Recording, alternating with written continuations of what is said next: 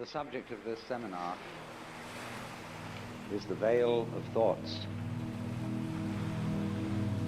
And following out the theme that somebody once suggested by saying that thought is a means of concealing truth, despite the fact that it's an extraordinarily useful faculty. But in quite recent weeks, we've had an astounding example of the way mankind can be bamboozled by thoughts. There was a crisis about gold. And the confusion of money in any form whatsoever with wealth is one of the major problems from which civilization is suffering. Because way back in our development, when we first began to use symbols to represent the events of the physical world, we found this such an ingenious device that we became completely fascinated with it. And in ever so many different dimensions of life, we are living in a state of total confusion between symbol and reality. And the real reason why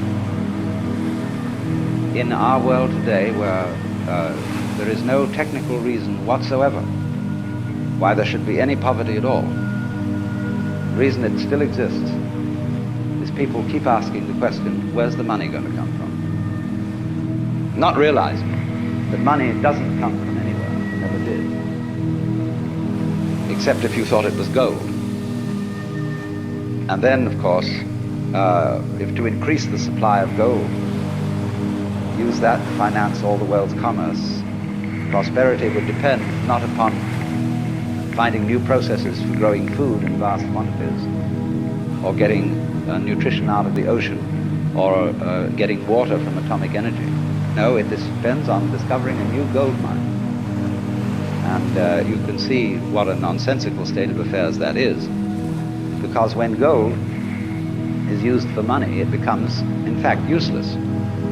Gold is very useful metal for filling teeth, making jewelry, and maybe covering the dome of the Capitol in Washington. But the moment it is locked up in vaults in the form of ingots, it becomes completely useless. It becomes a false security, something that people cling to, like an idol, like a belief in some kind of big daddy, oh God, with whiskers, who lives above the clouds. And all that kind of thing diverts our attention from reality. We go through all sorts of weird rituals and get in the symbol, in other words, gets in the way of practical life. So it was, you remember the Great Depression. I expect a number of you here looking around are old enough to remember the Great Depression, when one day everybody was doing business and things were going along pretty well, and the next day there were bread lines. It was like someone came to work and they said to him, sorry chum, but you can't build today. No building can go on, we don't have enough inches. He said, what do you mean we don't have enough inches? We got wood, haven't we? We got metal, we even got tape measures. He said, yeah, but you don't understand the business world. We just haven't got enough inches, just plain inches. We've used too much of them. And that's exactly what happened when we had the Depression. Because money is something of the same order of reality as inches, grams, meters, pounds, or lines of latitude and longitude. It is an abstraction. It is a method of bookkeeping to obviate the cumbersome procedures of barter. But our culture, our civilization, is entirely hung up on the notion that money has an independent reality of its own. And this is a very striking, concrete example of what I'm going to talk about, of the way we are bamboozled by our thoughts, which are symbols, and what we can do to become unbamboozled, because it's a very serious state of affairs. most of our political squabbles are entirely the result of being bamboozled by thinking. And it is to be noted that as time goes on, the matters about which we fight with each other are increasingly abstract. And the wars fought about abstract problems get worse and worse. We are thinking about vast abstractions, ideologies for communism, capitalism, all these systems, and paying less and less attention to the world of physical reality, to the world of earth and trees and waters, people, and so are, in the name of all sorts of abstractions, busy destroying our natural environment. Ask, what do you mean by A, or what do you mean by B? Or if you say 1 + 2 = 3, that's perfectly clear. But you don't need to know 1 watt, 2 watt, or 3 watt. And all our descriptions of the physical world have the nature of these formulae, numbers. They're simply mathematical patterns, because what we're talking about is pattern. But it's pattern of such a high degree of complexity that it's very difficult to deal with it by thinking. In science, we really work in two different ends of the spectrum of reality. We can deal with problems in which there are very few variables, or we can deal with problems in which there are almost infinitely many variables. But in between, we're pretty helpless. In other words, the average person cannot think through a problem involving more than 3 variables without a pencil in his hand. That's why, for example, it's difficult to learn complex music. Think of an organist who has 2 keyboards or 3 keyboards for work with his hands, and each hand is doing a different rhythm. And then his feet on the pedals, he can be doing a different rhythm with each foot. Now that's a difficult thing for people to learn to do, just like to rub your stomach in a circle and pat your head at the same time takes a little skill. Now, most problems with which we deal in everyday life involve far more than 3 variables. And we are really incapable of thinking about them. Actually, the way we think about most of our problems is simply going through the motions of thinking. We don't really think about them. We do most of our decision making by hunch. You can collect data about a decision that you have to make, but the data that you collect has the same sort of relation to the actual processes involved in this decision as a skeleton to a living body. It's just the bones. And there are all sorts of entirely unpredictable possibilities involved in every decision. And you don't really think about it at all. The truth of the matter is that we are as successful as we are, which is surprising, the degree to which we are successful in conducting our everyday practical lives, because our brains do the thinking for us in an entirely unconscious way. The brain is far more complex than any computer. The brain is, in fact, the most complex known object in the universe, because our neurologists don't understand it. They have a very primitive conception of the brain and admit it. And therefore, if we do not understand our own brains, that simply shows that our brains are a great deal more intelligent than we are. Meaning by we, the thing that we have identified ourselves with. Instead of being sensible and identifying ourselves with our brains, we identify ourselves with a very small operation of the brain, which is the faculty of conscious attention, which is a sort of radar that we have that scans the environment for unusual features. And we think we are that, and we are nothing of the kind. That's just a little trick we do. So Actually, our brain is analyzing all sensory input all the time.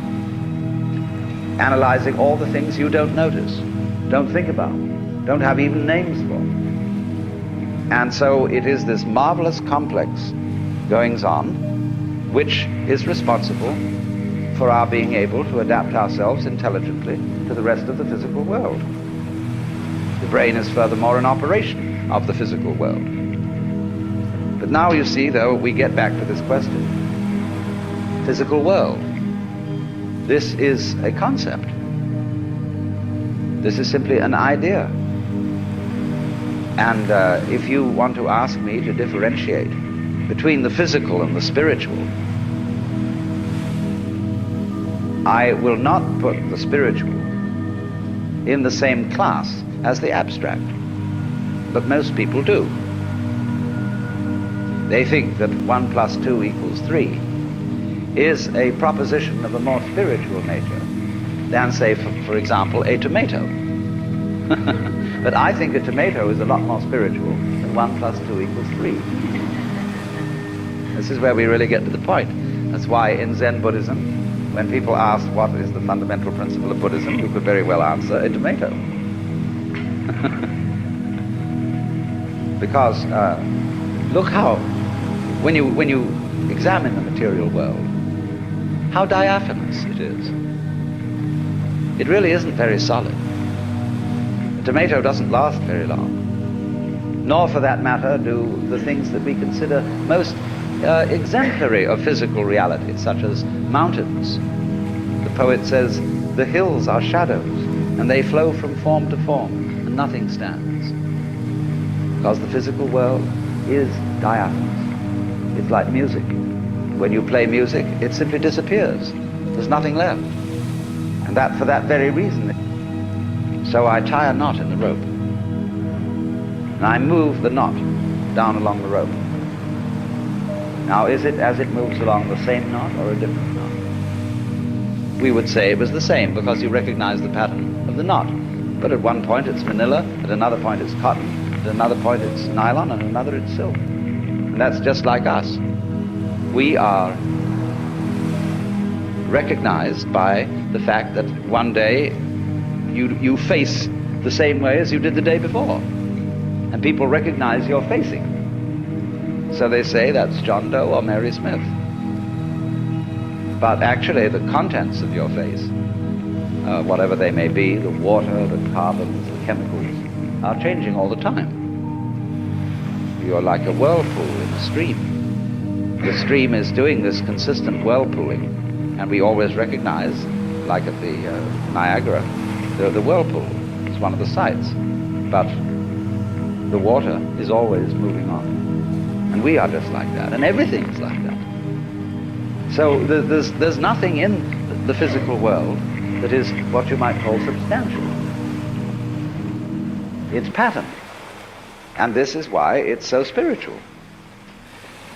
To be non-spiritual is not to see that. In other words, it is to impose upon the physical world the idea of thingness, of substantiality. That is to be, in the sense that the Hindus use it, that is to be involved in matter, to identify with the body. To believe, in other words, that the body is something constant, something tangible. The body is really very intangible. You cannot pin it down. It's all falling apart, furthermore. And we're aging, getting older. And so therefore, if you cling to the body, you will be frustrated. So the whole point is that the material world, the world of nature, is marvelous, so long as you don't try to lean on it, so long as you don't cling to it. And if you don't cling to it, you can have a wonderful time with it. Let's take for a very controversial issue. All spiritual people are generally against lovemaking. Ramakrishna used to speak about the evils of woman and gold. I've already demonstrated the evils of gold. But what about the evils of woman? In my point of view, yes, women can be a source of evil, if you attempt to possess them. I mean, if you can say of another person, I love you so much I want to own you, and really tie you down and call you, well, it's like that poem of Ogden Nash where someone claimed that he loved his wife so much he climbed a mountain and named it after her. Called it Mount Mrs. Oswald Tregennis.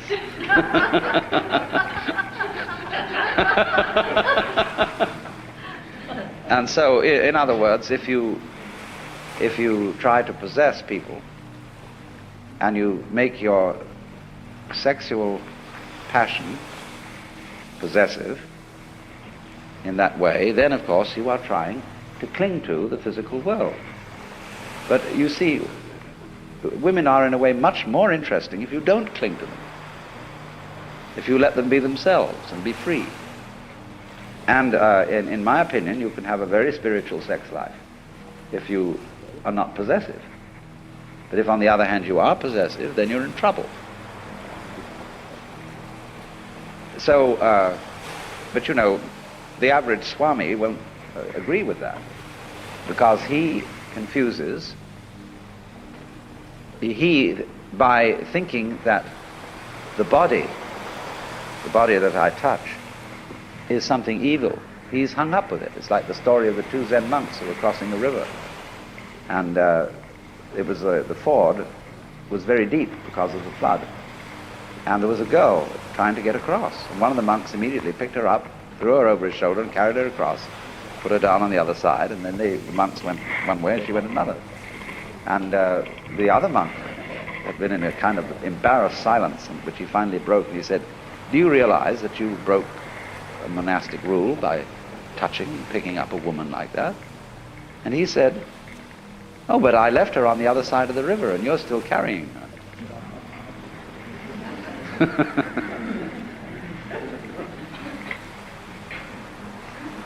That even you can find this to some extent in some rather irritable Saint Paul, where he speaks of the opposition of the flesh and the spirit. Now, this word sarx in Greek, the flesh, as he uses it, is really, as Bajayev points out, it's a spiritual category. For the Christian, you see, the word is made flesh in Christ, and there will be the resurrection of the body in the final consummation of the universe. So you cannot really, as an Orthodox Christian, take a antagonistic attitude to the flesh. Why then does St. Paul take an antagonistic attitude to the flesh? Well, you can only save the situation and make the New Testament consistent with itself by saying that he meant by the flesh a certain kind of spiritual category. He didn't mean this, because this isn't flesh. Flesh is a concept. This is not.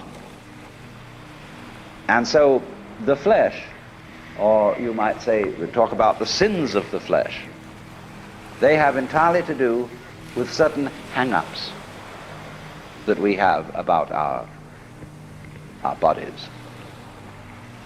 And that again is what I would call leaning on the world, exploiting it. When you take, as a Buddhist, you take the third precept, Kamesu michachara veramani sikapadam samadhiyami. And it's usually translated, I undertake the precept to refrain from adultery. It doesn't say anything of the kind. Kama is passion. Kamesu michahara, therefore, is, I undertake the precept not to exploit the passions. So in other words, you may be bored, see? And you're feeling sort of empty and at a loose end, and you think, well, I don't know, let's go and commit adultery. It might liven things up, see? And that would be what they call in Zen, raising waves when no wind is blowing. It would be quite a different matter if, in a perfectly spontaneous and natural way, you fell in love with some woman. You wouldn't be going out of your way to get into trouble. It would be appropriate and natural at the time. Or in the same way, a lot of people, instead of saying, let's commit adultery, when they feel sort of bored, they say, let's go and eat something.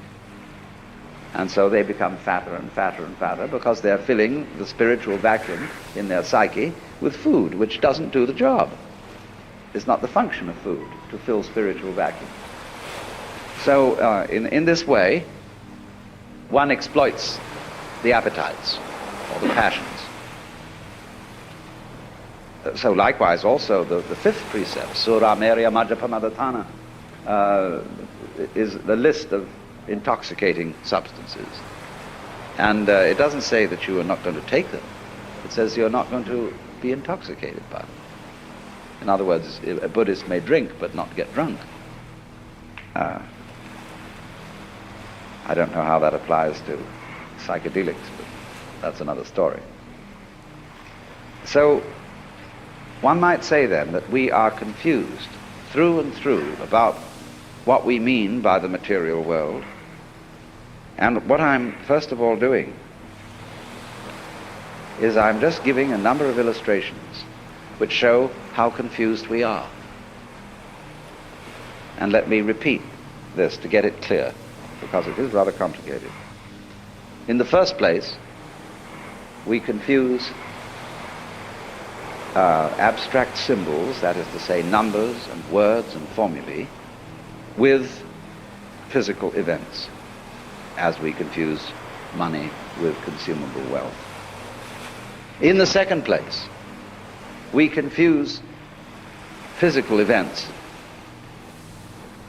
the whole class and category of physical events, with matter. But matter, you see, is an idea, it's a concept. It's the concept of stuff, of something solid and permanent that you can catch hold of.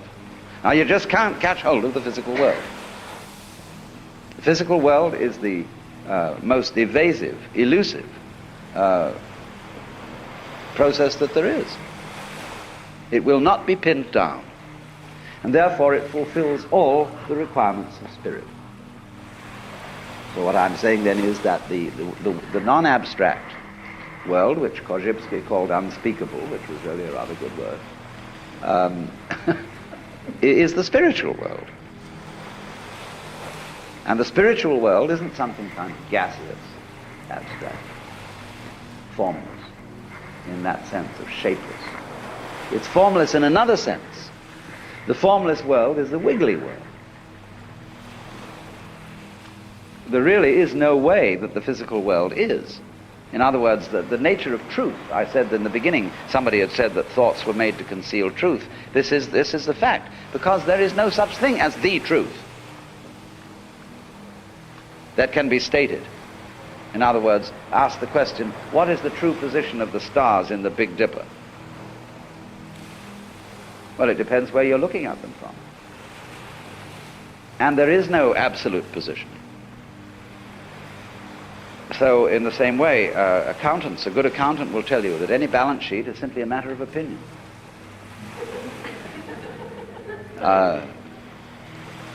There's no such thing as the true state of affairs of a business.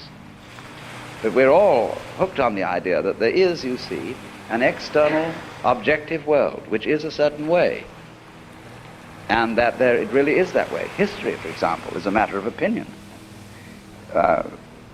History is an art, not a science. It's something constructed, which is accepted as a more or less satisfactory explanation of events, which, as a matter of fact, don't have an explanation at all.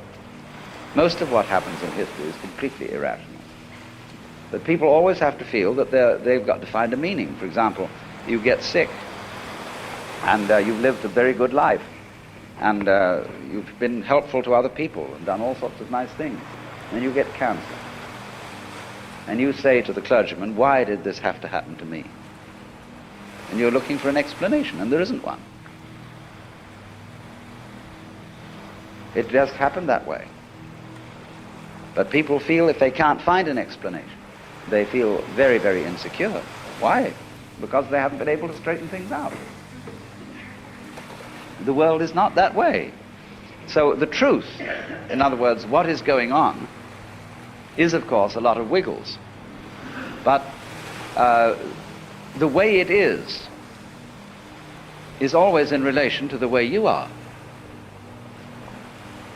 In other words, however hard I hit a skinless drum, it will make no noise. Because noise is a relationship between a fist and a skin. So in exactly the same way, light is a relationship between electrical energy and eyeballs. It is you, in other words, who evoke the world, and you evoke the world in accordance with what kind of a you are, what kind of an organism. One organism evokes one world, another organism evokes another world. And so everything, reality is a kind of relationship. So once one gets rid of the idea of the truth as some way the world is in a fixed sense, say it is that way, see? Then you get to another idea of the truth altogether. The idea, the truth that cannot be stated, the truth that cannot be pinned down. And then that is the kind of truth that is God. When we speak of God as the reality that exceeds all thoughts, that surpasses all definitions, that is infinite, unbounded, eternal, immeasurable in terms of time. That's what we're talking about. We're not talking about a gaseous vertebrate or a huge, vast void without any wiggles in it. All gas. We put it another way altogether. The truth that cannot be pinned. Well, now in the first talk I was explaining that the theme of this seminar was the problem of how thoughts protect us from truth and what to do about it. Showing various ways in which the symbolizing process, which we call thinking, the use of signs, words, symbols, numbers, to represent what's going on in the external world or the world of nature,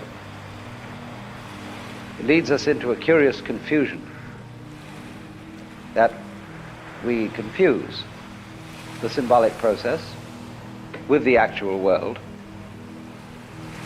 And the temptation to do this arises from the extraordinary relative success that we have had in controlling the world of nature with the power of thought. But I don't know if it's ever struck you that we really don't know whether we have successfully controlled it or not. It could be argued, a very strong case could be made, that the entire intellectual venture of civilization has been a ghastly mistake, and that we are now on a collision course, and that all the vaunted benefits of intelligence, technology, and all that is simply going to draw the human race to an extremely swift conclusion. Of course, that might not be a bad thing. I've sometimes speculated on the idea that all stars have been created out of planets, and that these planets developed high civilizations which eventually understood the secrets of nuclear energy and naturally blew themselves up. And in the process, these stars flung out lumps of rock as they blew up, which eventually spun around them and became planets all over again. And that this is the actual method of genesis of the universe, which would accord, of course, with the Hindu cosmology, where it is, where time and the events in time are invariably looked upon as a process of progressive deterioration through the cycles of each kalpa, in which things get worse and worse as time goes on, until it can't stand itself anymore, and it blows up, and after a period of rest and recuperation, begins all over again. Why do we somehow have a distaste for a theory of time which runs in that direction? I mean, would you rather have a rhythm that goes meow, meow, zoop, or the one that goes yeep, boom, yeep? See, I mean, which is it?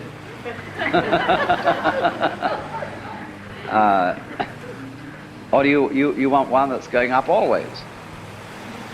You see, always getting better. You can't even imagine such a state of affairs, because it's relative.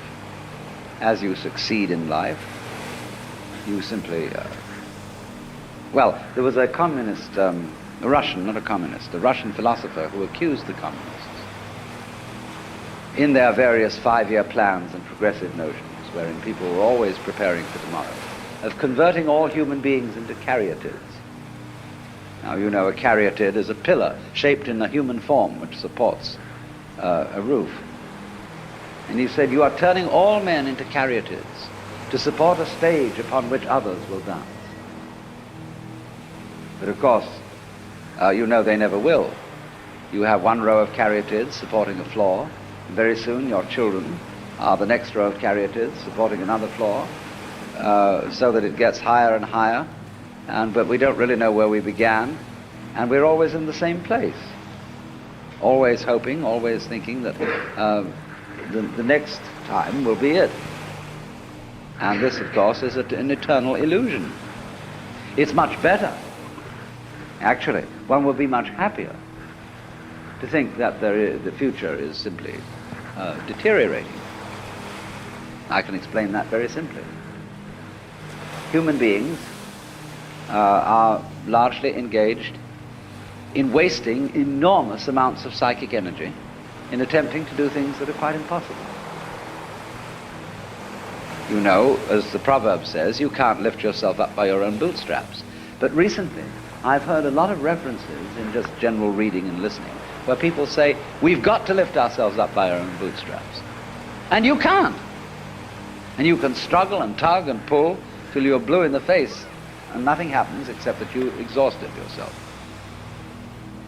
All sensible people, therefore, begin in life with two fundamental presuppositions. You are not going to improve the world, and you are not going to improve yourself. You are just what you are. And once you have accepted that situation, you have an enormous amount of energy available to do things that can be done. And everybody else looking at you from an external point of view will say, my God, how much so-and-so has improved.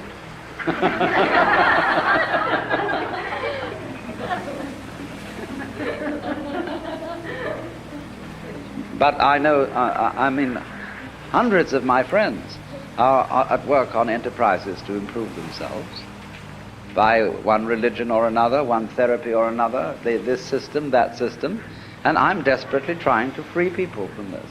And I suppose that makes me a messiah of some kind. But the thing is that you can't do it.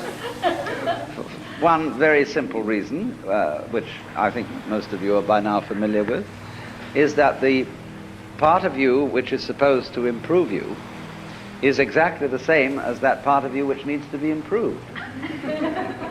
In other words, there isn't any real distinction between bad me and good I, between the higher self, which is spiritual, and the lower self, which is animal. It's all of a piece. You are this organism, this integrated, fascinating energy pattern. And as Archimedes said, give me a fulcrum and I will move the earth, but there isn't one. It's like, betting on the future of the human race. If I were really smart, I would lay a bet that the human race will destroy itself, because in practical politics one realizes that nothing is going to work out right. No candidate I've ever voted for ever won the election. So, but the trouble is there's nowhere to place the bet.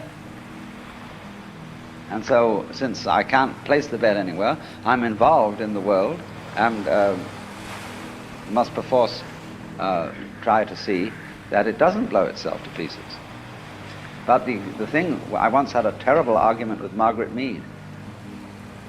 She was holding forth one evening on the absolute horror of the atomic bomb and how everybody should immediately spring into action and abolish it. But she was getting so furious about it that I said to her, you know, you scare me, because I think you're the kind of person who will push the button in order to get rid of the other people who were going to push it first. And she told me that I had no love for my future generations, no responsibility for my children, that I was a phony Swami who believed in retreating from facts. But I maintained my position. Robert Oppenheimer, a little while before he died, said that it's perfectly obvious that the whole world is going to hell. The only possible chance that it might not is that we do not attempt to prevent it from doing so. Because you see, all the troubles going on in the world now are being supervised by people with very good intentions. Their attempts to keep things in order, to clean things up, to forbid this and prevent that possible horrendous damage. And the more we try, you see, to put everything to rights, the more we make fantastic messes. And it gets worse. And maybe that's the way it's got to be. Maybe I shouldn't say anything at all about the folly of trying to put things to right, but simply on the principle of Blake, let the fool persist in his folly so that he will become wise. This is an argument against all kinds of do-gooding. In other words, what I'm saying is, don't take me too seriously. I'm pitching a case for the fact that the civilization has been a mistake. That it would be much better to leave everything alone. That the wild animals are wiser than we, in that they, putting it in our crude and not very exact language, they just follow their instincts. And if a moth mistakes a flame for the signal on which it gets a mating call and flies into the flame, so what? That just keeps the moth population down. And the moth doesn't worry. You know, it doesn't go buzzing around in a state of anxiety, wondering whether this sex call is the real thing or just a flame. It doesn't think consciously about the future. At least we suppose this is so. Maybe it does, but we suppose that it doesn't. And therefore it isn't troubled. And but the species of moths goes on and on and on. And so far as we know, it's been around for an incredibly long time, and maybe even longer than we have. Bees, ants, creatures of this kind, they have long since escaped from history, so far as we can see. In other words, they live a settled existence, which you might consider rather boring, because it doesn't have constant change in the way that we do. They live the same rhythm again and again and again and again, but because they don't bother to remember it consciously, it never gets boring. And because they don't bother to predict, they're never in a state of anxiety. And yet they survive. Now we, who look before and after, as Emerson says, and predict, and are always concerned whether this generation is going to be better or worse than the one that came before, we are tormented. And we just don't realize, because of this tremendous preoccupation with time, we don't realize how beautiful we are, in spite of ourselves. Because you see, the conscious radar is a troubleshooter. It's always on the watch out for variations in the environment which may bring about disaster. And so our consciousness is from one day's end to another entirely preoccupied with time and with planning and with what has been and with what will be. And since troubleshooting is its function, we then get the general feeling that man is born to trouble. And we ignore in this preoccupation with conscious attention how marvelously we get on. How, for most of the time, our physical organs are in a fantastically harmonious relationship. How our body relates by all sorts of unconscious responses to the physical environment. So that if you became aware of all the adjustment processes that are being managed spontaneously and subconsciously by your organism, you would find yourself in the middle of great music. And of course this occasionally happens. Well, the mystical experience is nothing other than becoming aware of your true physical relationship to the universe. And you're amazed, thunderstruck by the feeling that underneath everything that goes on in this world, the fundamental thing is a state of unbelievable bliss. Well, why not? Why else would there be anything happening? Because if the game isn't worth the candle, if the universe is basically nothing but a tormented struggle, why have one? Hasn't it ever struck you that it would be much simpler not to have any existence? It would require no effort. There would be no problems. So why is there anything going on? Let me say not why, but how is there anything going on? Because if it's all fundamentally a drag, I just don't see any reason for its being. Everything would have committed suicide long ago, and to be at rest. Abu Ben Adhem, may his tribe decrease by cautious birth control and be at peace.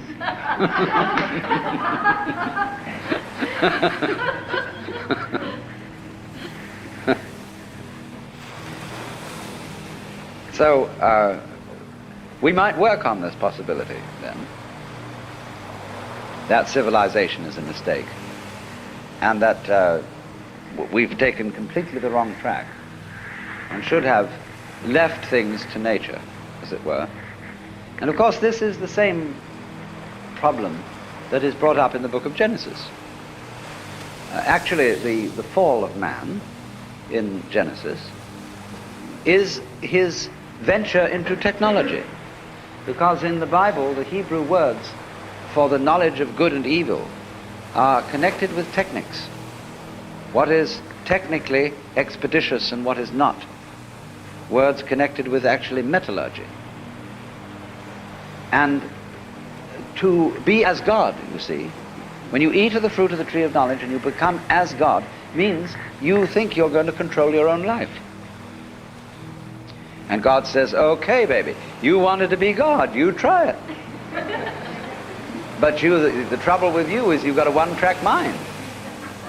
And therefore you can't be God. To be God, you have to have a infinitely many-tracked mind, which is, of course, what your brain has, you see. The brain is infinitely many-tracked, but consciousness is not, it's one-tracked. As we say, you can only think of one thing at a time. And you cannot take charge of the universe with that kind of a consciousness, because there's too much of it. As I explained before, too many variables. And our science can take care of a few variables, or of an enormous number of variables, as in quantum mechanics, by statistical methods.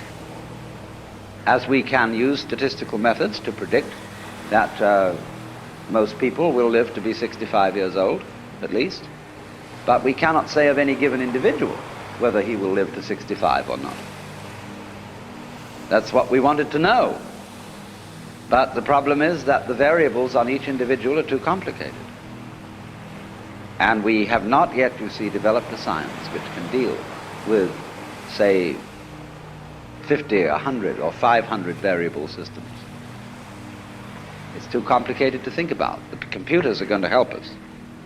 But as yet, we're either on the low number or the extremely high number. And these are outside the range of the problems with which we're really concerned. That's why, for example, a lot of people have taken to using the I Ching, the Book of Changes. Because if you're tossing a coin to make your decisions, and everybody does fundamentally make their decision by tossing coins, it's better to have a 64-sided coin than a two-sided coin. The I Ching gives you 64 possibilities of approach to any given decision instead of just two, yes or no. It's based on yes or no, because it's based on the yang and the yin. But in the same way that computers, digital computers, use a number system which consists only of the figures 0 and 1, out of which you can construct any number. And this was invented by Leibniz, who got it from the Book of Changes. It's amazing how this book is somehow always with us. But this then is a way of helping your own multivariable brain arrive at decisions, cooperating with your own mind. Because then again, after you've tossed your 64-sided coin, the oracle that you read, that explains each particular hexagram in the Book of Changes, is a sort of Rorschach blot. It is very laconic remarks into which everybody reads just exactly what they want to read.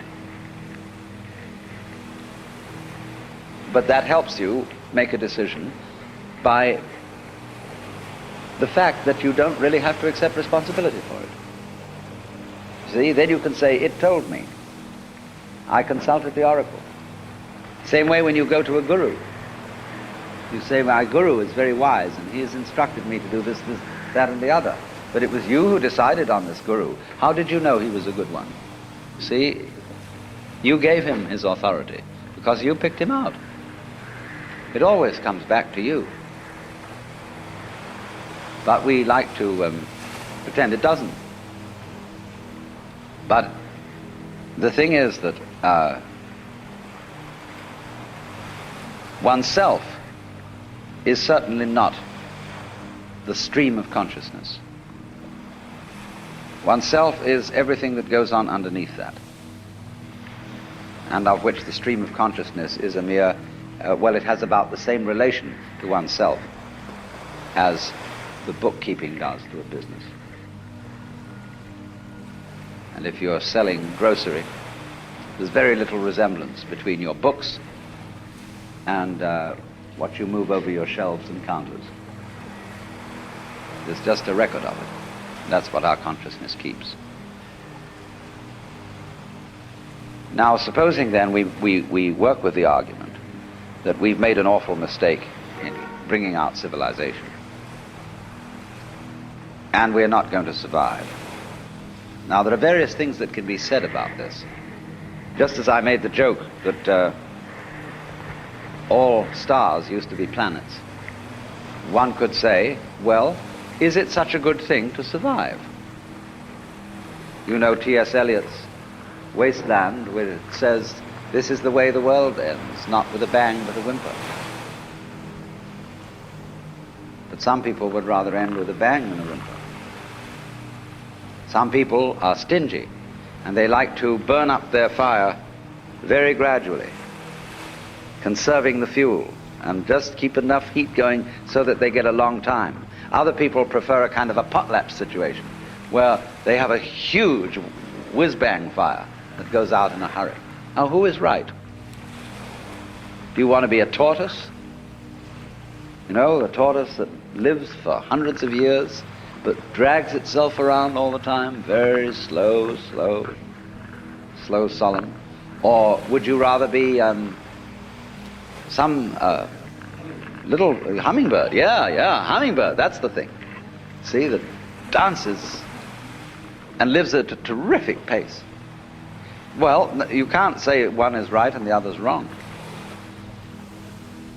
And so there may be nothing wrong with the idea of a world, a civilization, a culture that lives at a terrific increasing pace of change and then explodes. That may be perfectly okay. my point is that if we could reconcile ourselves to the notion that that is perfectly okay, then we would be less inclined to push that button. It's the anxiety. If you cannot stand anxiety, and if you cannot simply be content for issues to be undecided, you are liable to push the button because you say, let's get it over with. People who have trouble with the law and are manipulating the courts in one way or another always learn to delay everything, put it off, introduce legal red tape, manage to, like Ralph Ginsberg, who's been in trouble because of the Eros magazine. He's got a very smart attorney who simply, although the case has gone to the Supreme Court, he's simply mumbling away and putting up all sorts of things so that he keeps Ralph out of jail. And that's life. Life is simply a way of postponing death. And that's what we have to do. So then, let's say, well, civilization wasn't really a mistake. It was just as natural as anything else. A being that exists under conditions of illusion, that imagines that it's controlling its own destiny, that thinks it's capable of improving itself, and by virtue of this illusion destroys itself rapidly in an interesting way. You see? Let's suppose that's what we are. But you still come back to the point that you are spending an enormous amount of energy in doing things that can't be done. That is to say, tugging at the bootstraps. And if you find this frustrating, if you really don't like it, you don't have to do it. You can stop. And the paradox is that when you stop, you become happier and more energetic.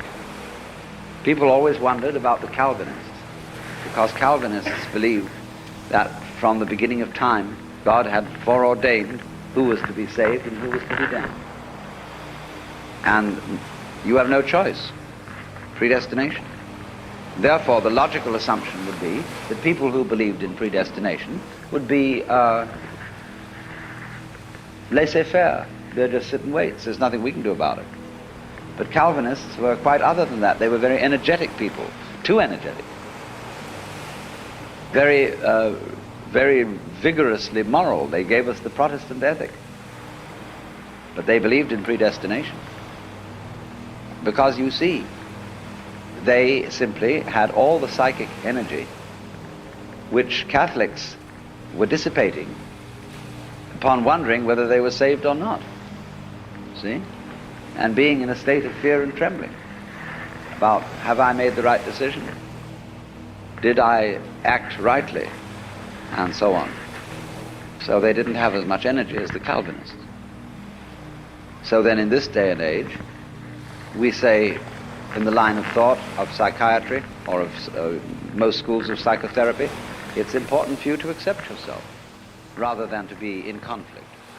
Get with yourself. But